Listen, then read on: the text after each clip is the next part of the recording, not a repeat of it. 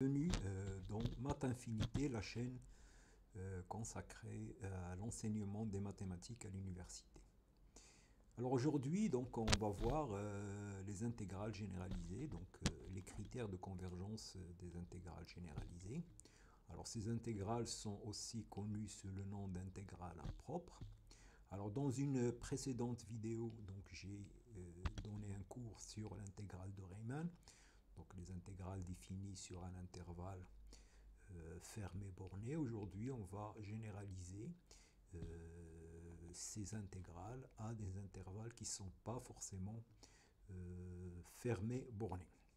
Alors, donc voilà la situation. Donc, on prend une fonction définie sur un intervalle ouvert en P. Donc, la fonction n'est pas définie en P. Alors, toutes les fonctions que je vais prendre dans ce cours sont continues ou continues par morceau. Donc, je ne vais plus parler de ça. Donc, on prend une fonction donc, qui n'est pas définie au point P et telle que sa limite en P est infinie. Voilà, et on veut donner un sens à l'intégrale de a, b, f de x, t de x. Donc on veut trouver une définition de cette intégrale quand il existe. Alors on peut aussi étudier la situation où l'intervalle est ouvert en a et on a la limite toujours égale à l'infini. Donc là l'intervalle est fini, mais la fonction va vers l'infini quand x s'approche de là. Alors on peut étudier aussi une situation où l'intervalle n'est pas fini, du genre a plus l'infini ou moins l'infini p. Et dans ce cas-là aussi, on va essayer de donner un sens à cette intégrale de a plus l'infini f de x t de x. Et là aussi, on veut essayer de donner un sens à cette intégrale. Alors bien sûr, on peut combiner ces deux situations. Donc on peut prendre une situation où l'intervalle est R entier, donc où c'est moins l'infini plus l'infini. On veut donner un sens à cette intégrale. On peut aussi prendre une situation où, où la fonction n'est pas définie ni en A ni en P. Et la limite ici, alors le C veut dire soit A soit P, la limite dans les deux bornes est infinie. Et on veut donner un sens, voilà. Donc voilà, donc c'est ça l'objectif de ce cours. Alors on va donner la définition donc, de la convergence de ces intégrales et la méthode pour les calculer. Et quand on ne peut pas les calculer, on va donner les critères qui permettent de dire que ces intégrales existent ou n'existent pas. Et donc si vous restez jusqu'à la fin, je vais vous donner la méthode générale, comment aborder ce genre d'intégrale généralisée. Alors, il y aura aussi beaucoup d'exemples qui illustrent tous les résultats qu'on va établir. Alors, allons-y. La définition. Donc, je vais prendre cette situation-là, la situation où la fonction n'est pas définie en P et où la limite est infinie. Quand la limite est finie, la fonction se prolonge par continuité et on a une intégrale normale. Donc là, le problème se pose quand la limite en P est égale à plus l'infini. Alors on dit que cette intégrale converge, est convergente.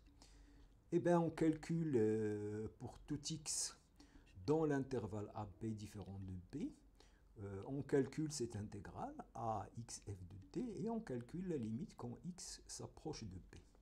Donc si cette limite est finie, eh bien, on pose alors l'intégrale de a b f de t, limite lorsque x tend vers P, de l'intégrale à x f de t de t. Si cette limite n'existe pas, on dira que l'intégrale est divergente. Si la limite existe, on dira que l'intégrale est convergente.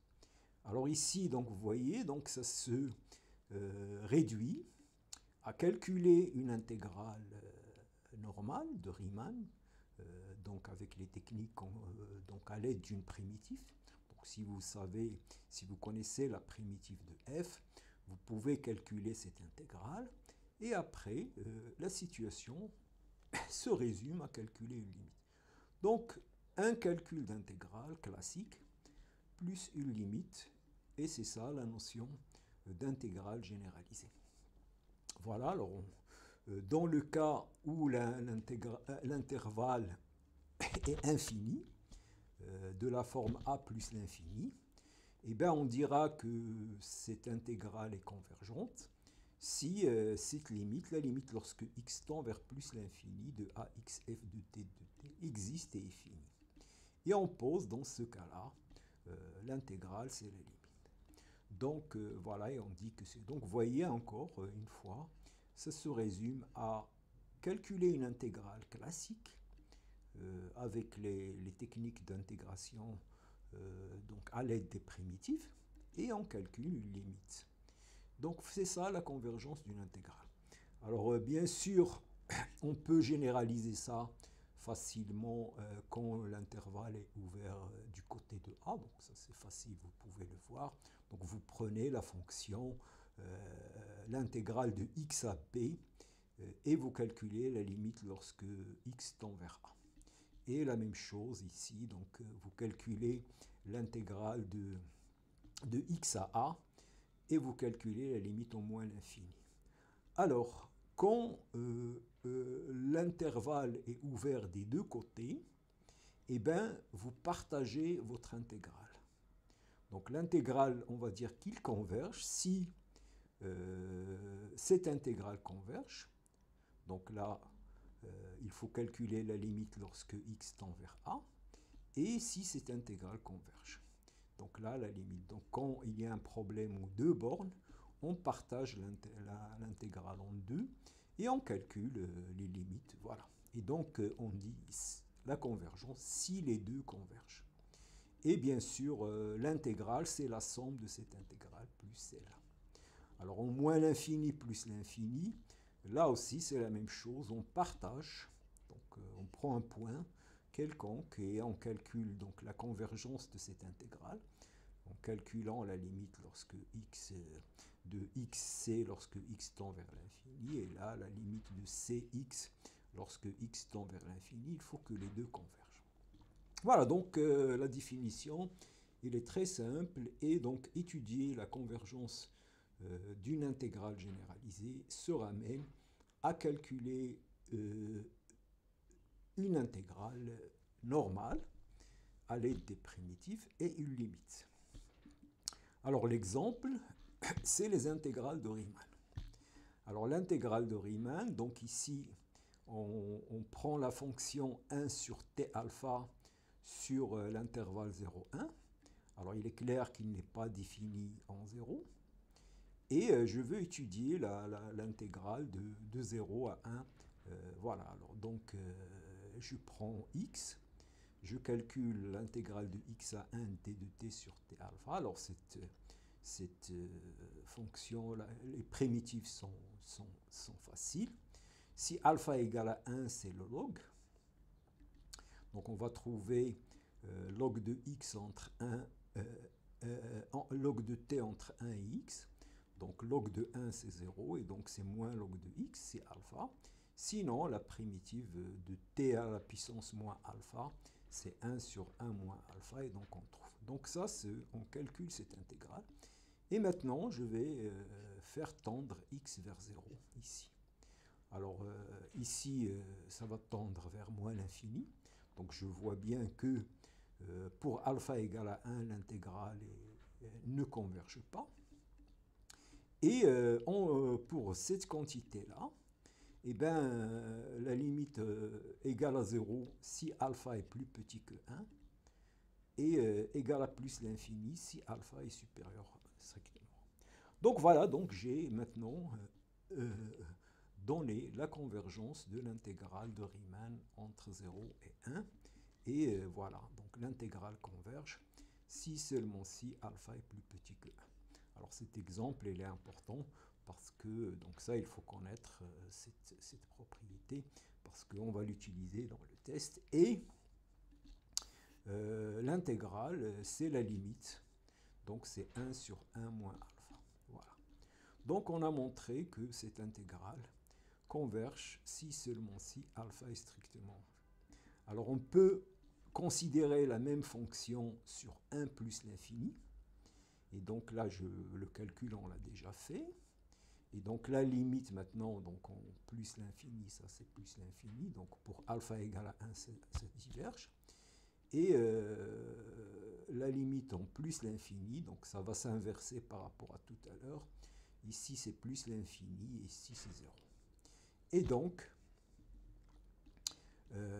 cette intégrale converge si seulement si alpha est strictement supérieur à 1. Et on a la valeur de l'intégrale.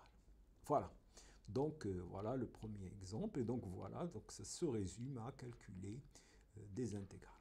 Alors on remarque que donc entre 0 et plus l'infini, eh bien l'intégrale diverge. Parce que entre 0 et 1, il converge pour alpha strictement inférieur à 1.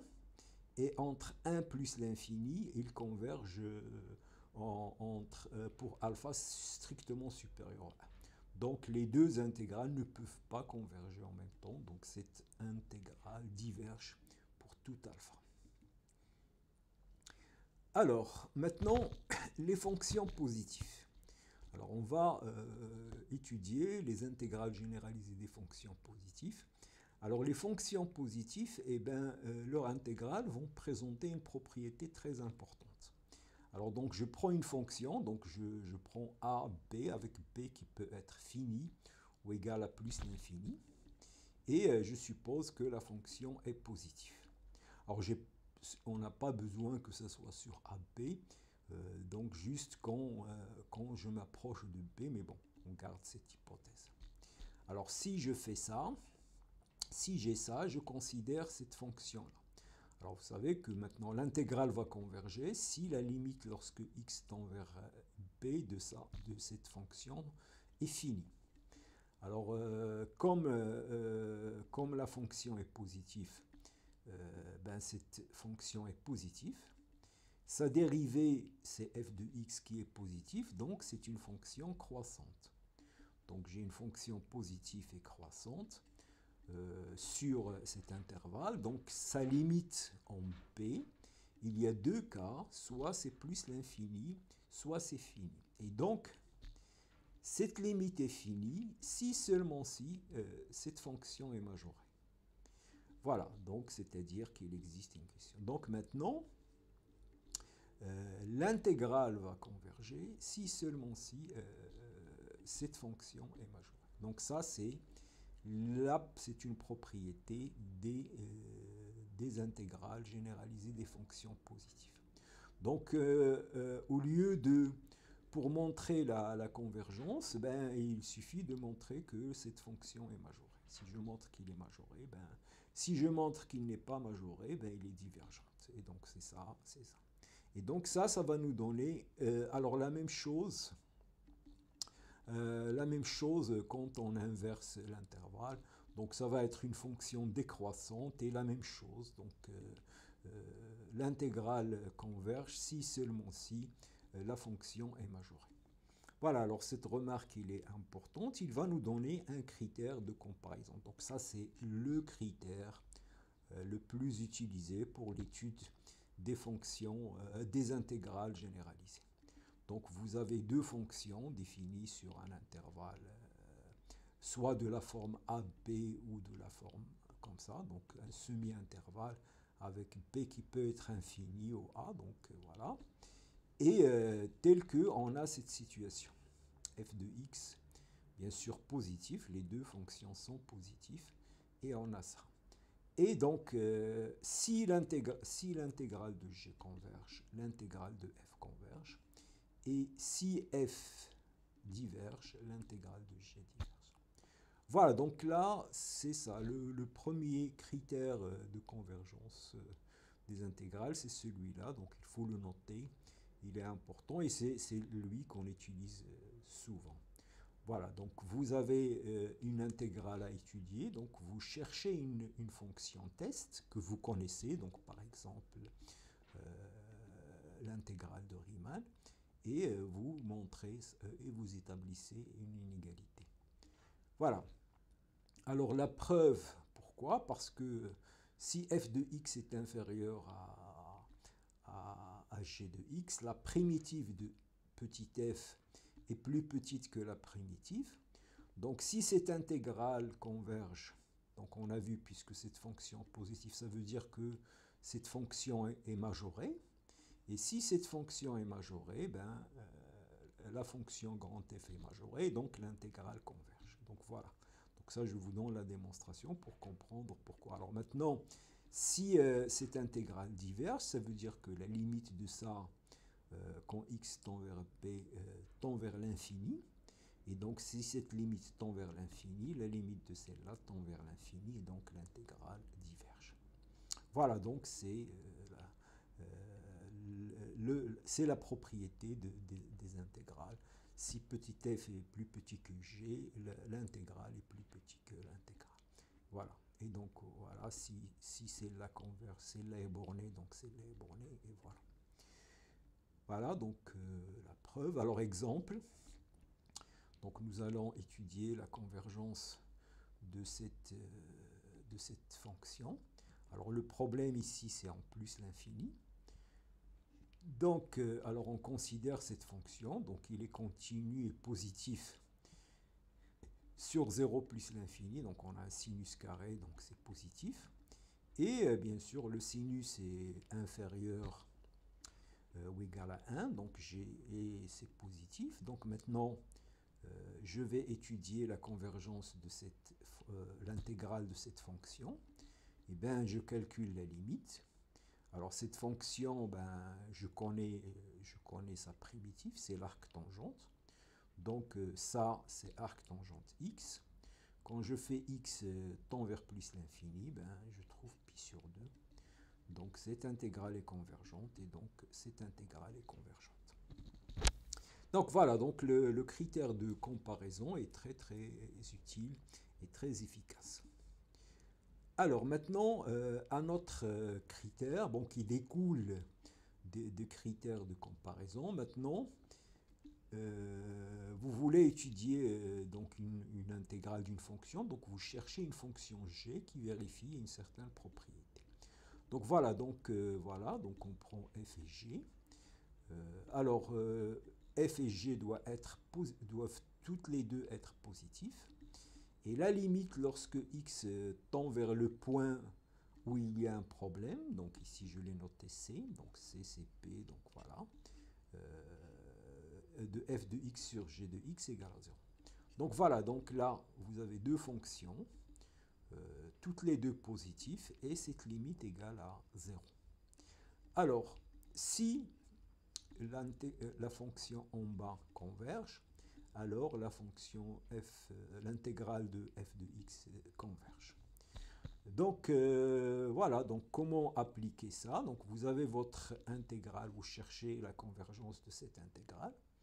Et bien vous cherchez une fonction que vous connaissez qui est convergente, donc par exemple une intégrale de Riemann, et vous comparez la limite de f de x au point où il y a un problème. Donc, soit ça, soit celui-là. Vous calculez la limite. Donc, vous voyez, c'est un critère très simple. Il suffit de calculer la limite de f de x sur g de x et montrer que c'est égal à 0. Alors, pourquoi ça marche? Donc, je vous donne l'idée de la démonstration. Donc, si la limite de f de x sur g de x égale à 0 lorsque x tend vers p, donc on prend ce cas-là, eh bien, ça veut dire que en s'approchant de b, donc il va exister un c tel que quel que soit x, cette quantité va devenir plus petit que 1. Plus petite que 1 parce que, bon, pour aller à 0, il faut qu'à un moment donné, être inférieur à 1. Et maintenant, donc, on écrit cette intégrale. Alors, cette relation me dit que f de x va être plus petit que g de x. Et maintenant, donc voilà, on utilise le théorème de comparaison de tout à l'heure. Si l'intégrale de g de x converge, l'intégrale de f de x converge. Voilà, donc ça, c'est quand ça s'approche de 0, ben, ça devient plus petit que 1.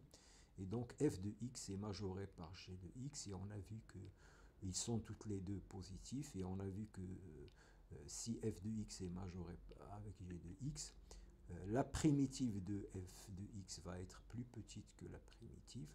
Et donc, si celle-là converge, donc ça veut dire borné, donc l'autre est borné. Voilà. Donc voilà pour ce critère.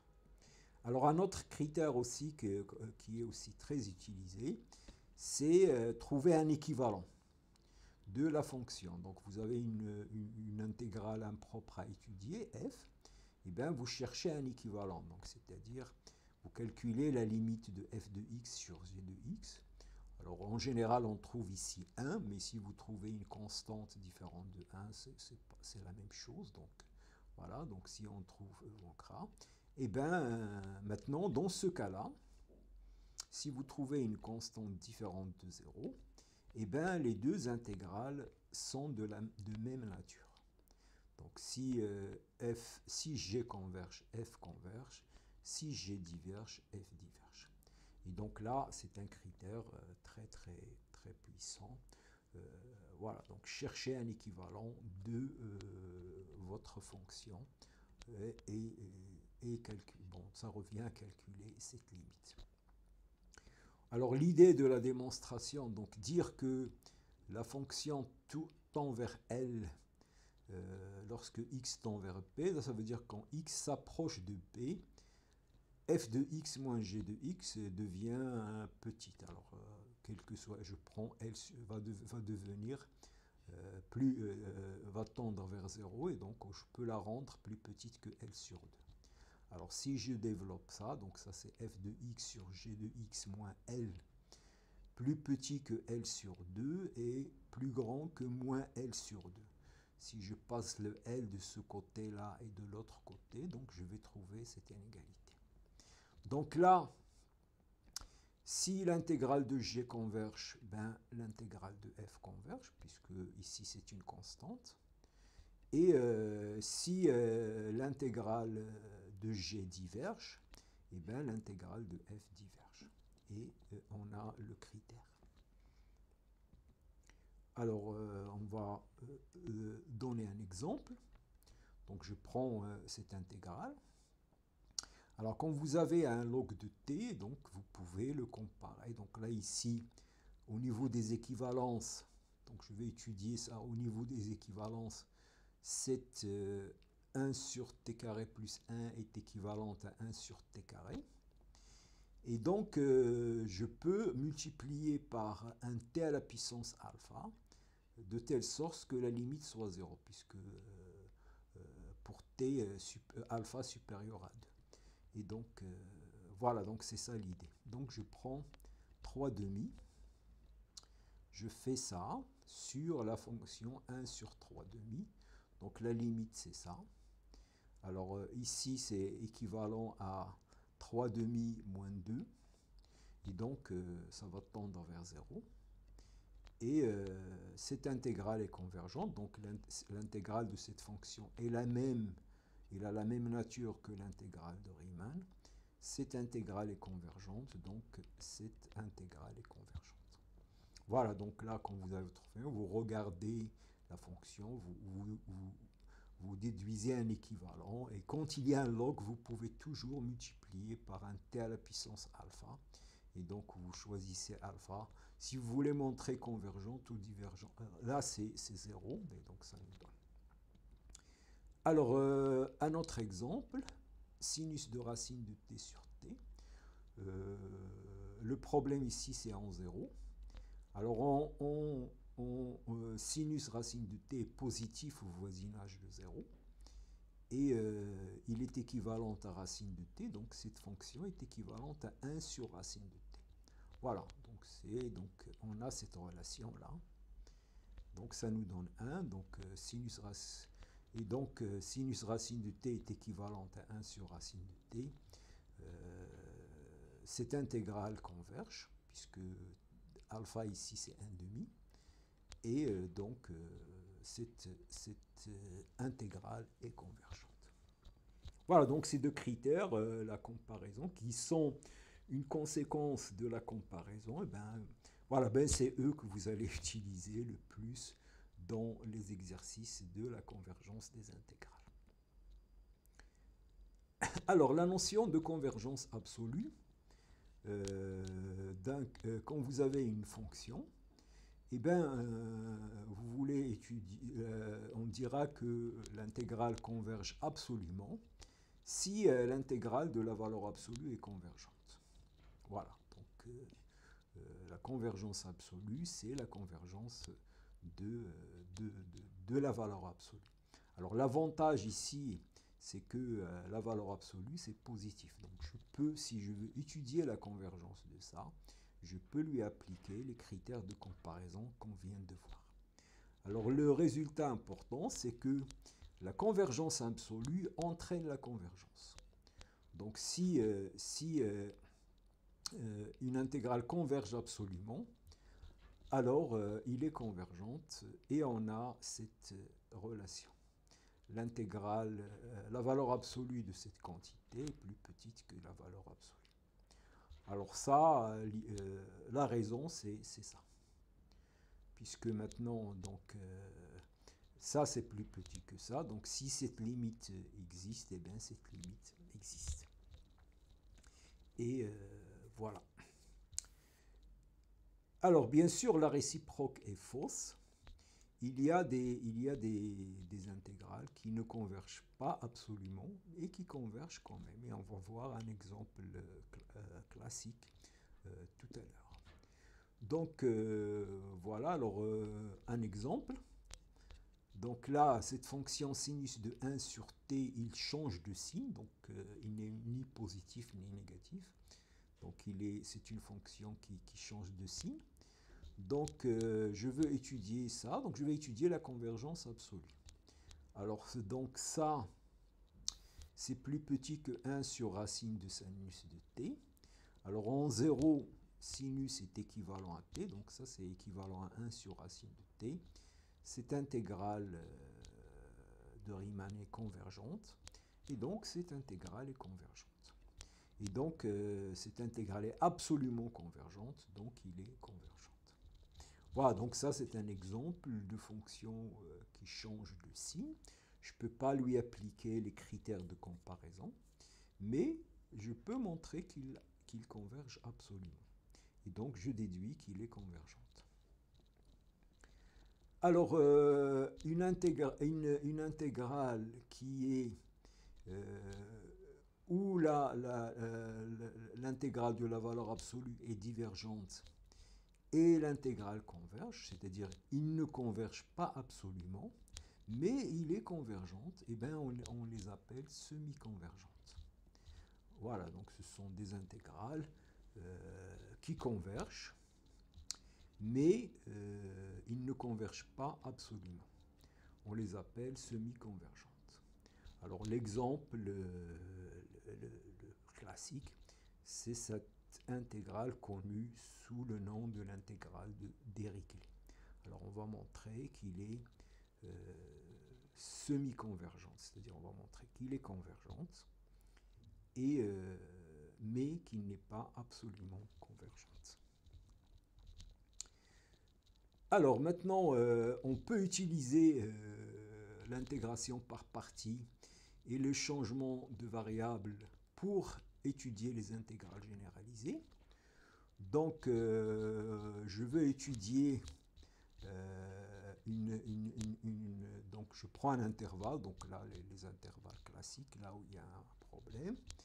Et donc voilà, donc si cette intégrale, l'intégrale de u'tv de t et l'intégrale de uv' de t sont de même nature quand ils convergent, à condition que la limite de u'tv de t existe. Donc si vous prenez deux fonctions, vous calculez la limite au point où il y a un problème de l'intervalle, donc ici dans ce cas-là c'est b et dans ce cas-là c'est a, vous calculez la limite de cette quantité, et si la limite existe et finie, alors cette intégrale et celle-là sont de même nature, et quand ils convergent, eh bien, on a cette relation. Donc ça c'est la relation d'intégration par partie. Donc là, voilà, ici, cette quantité, c'est la limite, hein, ce qu'on je passe à la limite entre A et P ici. Voilà. Alors ça, c'est facile, puisque j'écris, je veux étudier la convergence de cette intégrale, donc je calcule ça. Je fais une intégration par partie, et maintenant je passe aux limites. Donc maintenant, ici, la limite, c'est lorsque en A, il n'y a pas de problème, mais en P, donc on prend la limite de UTVT en P. Et donc, voilà, donc si cette limite existe, ben, celle-là existe, puisque ça, c'est fini. Et inversement, si cette limite existe, celle-là existe. Voilà, et donc voilà, en pratique, vous appliquez le critère d'intégration par partie pour x plus petit que p, et vous passez aux limites. Si cette limite est finie, eh bien, vous déduisez que si c'est là, et si cette intégrale converge, celle-là va converger et inversement. Donc ça peut être très utile pour montrer la convergence de certaines intégrales. Donc, par exemple, voilà l'intégrale de Dirichlet. On va montrer qu'il est convergente. Donc on va faire une intégration par partie.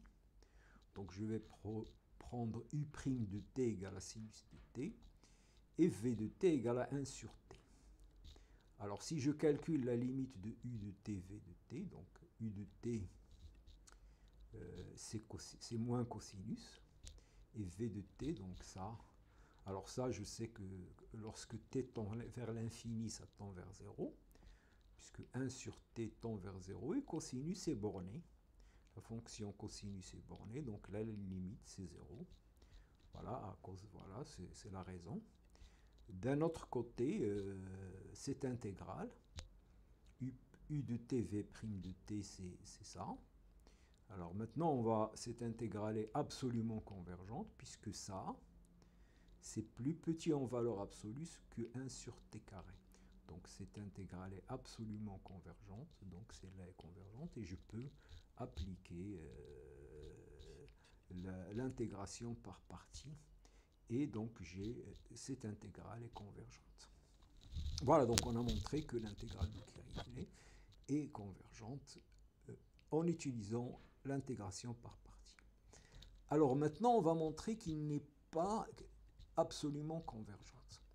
Donc on va étudier l'intégrale de valeur absolue de sinus t. Donc on va prendre, donc la technique est la suivante. Donc je prends un cas très grand, parce que moi ce que je veux calculer la limite lorsque x tend vers l'infini de 1 sur x. Donc je vais prendre des cas pi, et je vais tendre k vers l'infini. Alors ça, c'est plus petit que ça, puisque l'intégrale 1 sur kp est plus grand que l'intégrale de pi kp. Donc j'ai ça. Alors ça, je les décompose en utilisant la relation de Chasles. Donc voilà, donc c'est pi de pi plus 2pi, 3pi, etc. jusqu'à kp. Donc c'est 700. Là, c'est la relation de Chasles. Et maintenant, ça, 1 sur t sur l'intervalle jpi est supérieur à 1 sur jpi plus 1. Donc, je vais avoir cette relation, puisque 1 sur t est supérieur à 1 sur j plus 1 pi. Et donc, quand je fais l'intégrale, donc je vais trouver ça. Et je vais voir ça. Alors maintenant, cette intégrale, voilà, donc je peux me débarrasser de la valeur absolue. Donc cette intégrale, je vais faire un changement de variable u plus jpi. Donc quand t égale à jpi, donc c'est 0. Et quand t égale à j plus 1pi, c'est pi. Et maintenant, je sais que sinus de u plus jpi, c'est sinus de u. Et sur l'intervalle 0pi, le sinus est positif, et donc j'ai cette formule, et donc j'ai calculé cette intégrale. Alors maintenant, Donc je remplace, donc je vais avoir ça, c'est plus grand que ça. Alors maintenant, ça aussi, c'est plus grand que cette intégrale. 1 sur j est plus grand que l'intégrale de 1 sur x t de x entre j plus 1, puisque cet intervalle est de longueur 1. Donc j'ai ça. Et ça, maintenant, je réutilise la relation de Charles pour arriver à ça, et donc je vais arriver à ça. Et donc finalement, j'ai montré que ça, c'est plus grand que ça. Donc maintenant, quand je passe à la limite, lorsque k devient très grand, ben, la limite de ça est supérieure à cette limite et qui tend vers l'infini. Et donc voilà. On déduit alors que cette intégrale est divergente. En conclusion, cette intégrale, l'intégrale de Dirichlet, sinus t sur t, est semi-convergente. Alors maintenant, le lemme d'Abel. Alors là aussi, c'est un lemme qui est très très utile. Donc je prends une fonction continue sur a plus l'infini et j'ai une fonction de classe C1 sur a plus l'infini. Alors je suppose que la primitive de petit f sur a plus l'infini est bornée. Donc cette primitive, elle est bornée. Et la fonction g est décroissante et tend vers 0. Alors, je peux déduire que cette intégrale est convergente. Donc vous voyez, c'est un critère très très simple à mettre en pratique. Donc vous voulez étudier une intégrale de la forme f de t, g de t. Alors si vous montrez que la primitive de petit f est bornée et la fonction g est décroissante et tend vers 0, donc ça c'est facile, décroissante, vous calculez la dérivée, et la limite, vous calculez la limite. Donc ces deux conditions vous donnez que cette intégrale est convergente. Alors on va voir la raison, donc je calcule ça. Alors une intégration par partie, donc ça c'est la primitive de petit f. Donc intégration par partie, j'ai ça moins ça. Donc là j'ai fait une intégration. Alors je remarque d'abord que g' est décroissante, donc sa dérivée est négative. Et voilà. Alors maintenant, la convergence de ça, ça veut dire que je calcule la limite ici. Alors la limite, donc ça va être la limite de ça, moins la limite de ça. Alors ça, si je le calcule, donc ça c'est f de x, g de x moins f de a, g de a. Mais comme la limite de g de x égale à 0, donc je vais trouver moins f de a, g de a. Donc ça, c'est moins f de a, c de a. Alors maintenant, cette intégrale, je veux montrer qu'il est absolument convergente. Alors donc je calcule la valeur de ça. Donc puisque la primitive est bornée, donc ça c'est plus petit que m l'intégrale de ça. Alors l'intégrale de valeur absolue de g', mais g' est négatif, donc ça va donner moins m. Et donc je vais trouver moins mg de x, g de a. Et ça tend vers mg de a. Donc cette intégrale est absolument convergente, donc convergente. Et voilà, et donc ça, la limite finie, ça c'est convergent, donc ça c'est convergent. Voilà, alors un exemple, donc je peux montrer que en utilisant que cette intégrale est convergente. Donc maintenant, j'ai la fonction g de t, c'est 1 sur t alpha, et la fonction f de t égale à sinus de t. Et donc, je dois montrer les conditions du lemme d'Abel. Donc, je dois montrer que la primitive de cette fonction est bornée et que cette fonction est décroissante et tend vers 0. Alors ça, c'est là, décroissante et tend vers 0, c'est facile, c'est évident. Hein. Vous dérivez, donc la dérivée, c'est moins alpha sur t alpha plus 1. qui est négatif, donc cette fonction est décroissante et tend vers 0. Et la primitive du sinus, c'est entre 1 et x, c'est moins cosinus x plus a, et ça, bien sûr, en valeur absolue, c'est plus petit que 2. Donc, cette fonction est bornée. Et c'est là, et donc le critère d'Abel me donne la convergence de cette intégrale. Voilà, donc ce critère, eh ben, il est très utile et très puissant. Et finalement, ben, il y a le changement de variable. Donc vous pouvez faire un changement de variable. Donc vous passez d'un intervalle où vous voulez étudier la convergence d'une intégrale, vous passez à son image par le changement de variable. Et si cette intégrale converge, l'autre converge, et c'est équivalent. Alors ici, par exemple, on peut, pour étudier la convergence de cette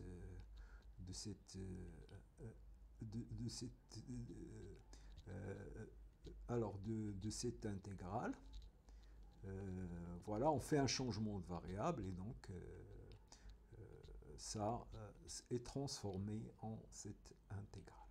Alors vous écrivez le changement de variable u égale à tangente de t sur 2. Et vous allez...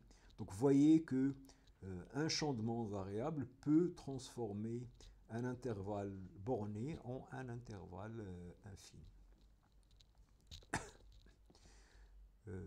Voilà, alors maintenant, donc c'est ce que je viens de dire. Donc si vous pouvez, donc un changement de variable peut changer une intégrale sur un intervalle borné en une intégrale sur un intervalle qui n'est pas borné. Donc par exemple, dans cet exemple, si je fais u égale à exponentielle de t, donc je vais avoir sinus de ut de e égale à sinus de u sur i de e. Donc cette intégrale est transformée en cette intégrale. Et là, elle est convergente, c'est l'intégrale de Dirichlet. Donc on a montré que cette intégrale est convergente. Voilà, alors maintenant, donc, on a fait le tour de tous les critères. Alors maintenant, la méthode générale pour étudier une intégrale généralisée. Donc voilà, alors les situations, soit vous avez un problème en A, soit en P, soit en AB, soit en moins l'infini, soit en plus l'infini, soit en moins l'infini plus l'infini. Donc dans ces deux cas, donc quand il y a le problème aux deux bornes, moins l'infini plus l'infini de cas, vous partagez l'intégrale en deux. Donc vous regardez, ici vous prenez moins l'infini, par exemple 1, et 1 plus l'infini, et là vous prenez AC, et là plus PC. Et donc vous étudiez séparément les deux intégrales, et la condition pour que l'intégrale soit convergente, il faut que les deux intégrales convergent. Maintenant, voilà, vous prenez le point où il y a un problème. Si la limite est finie, eh bien, la fonction se prolonge par continuité. Donc dans ce cas-là, ou ce cas-là, ou ce cas-là, vous calculez la limite en A ou la limite en B. Si la limite de la fonction est finie ici, ou dans ces deux cas-là, donc ça veut dire que c'est une fausse intégrale généralisée, puisque ça prolonge et donc ça converge. Alors maintenant, pour étudier la convergence, la première chose, c'est essayer de calculer l'intégrale. Donc essayez, donc si vous connaissez une primitive de f, si vous pouvez intégrer, eh bien vous calculez cette intégrale et vous calculez la limite au point où il y a un problème. Et voilà, vous déduisez, suivant la limite que vous allez trouver, vous déduisez si l'intégrale existe ou non. Alors sinon, si la fonction est positive ou négative, parce que c'est négatif, c'est la même chose, vous prenez moins f. Donc si la fonction est positive, eh bien, vous utilisez les critères de comparaison. Alors on a vu 3. f inférieur à g à une intégrale test, ou bien vous calculez la limite de f de x sur g de x, soit vous avez trouvé 0, et dans ce cas-là, si g converge, l'intégrale de g converge, l'intégrale de f converge. Si vous trouvez L différente de 0, eh bien, les deux intégrales ont la même nature. Voilà. Alors maintenant, si f ne garde pas un signe constant, étudiez la convergence absolue. Vous étudiez la convergence absolue et donc vous revenez à l'étape précédente. Vous pouvez utiliser les critères de comparaison parce que maintenant cette fonction est positive. Donc si vous trouvez qu'il y a convergence absolue, eh bien l'intégrale est convergente. Alors si l'intégrale ne converge pas absolument, donc là vous ne pouvez rien dire, l'intégrale peut être semi-convergente, et donc cela, essayez une intégration par partie, un changement de variable ou le lemme d'Abel. Voilà, et donc on arrive, donc voilà les critères, ils sont résumés ici. Vous avez la méthode générale pour étudier une intégrale. Voilà, donc on arrive à la fin. Donc si cette vidéo vous a été utile, donc vous savez ce qu'il faut faire, il faut s'abonner, partager et aussi les commentaires, c'est intéressant. Donc si vous avez des remarques ou des questions, vous pouvez les écrire dans le commentaire. Je me ferai un plaisir pour vous répondre.